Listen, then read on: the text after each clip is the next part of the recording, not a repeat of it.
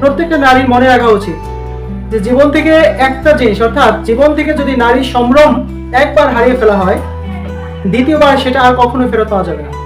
আর নারীর সম্ভ্রমটা এত মূল্যবান যে যতক্ষণ একজন নারীর সম্ভ্রম তার কাছে আমানত হিসেবে রক্ষিত থাকবে, ততক্ষণ সে হলো পৃথিবীর শ্রেষ্ঠ জাতি, পৃথিবীর শ্রেষ্ঠ মহিষী নারী।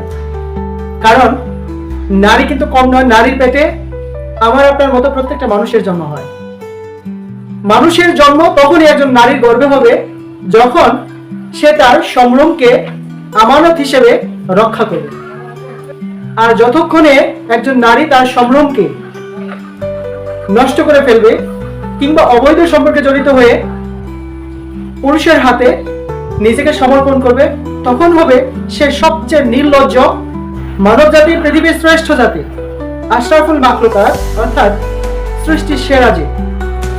আর একজন নারী তখনই শ্রেষ্ঠ হতে পারে যখন সে তার সম্ভ্রমকে আমানত হিসেবে রক্ষা করতে পারে।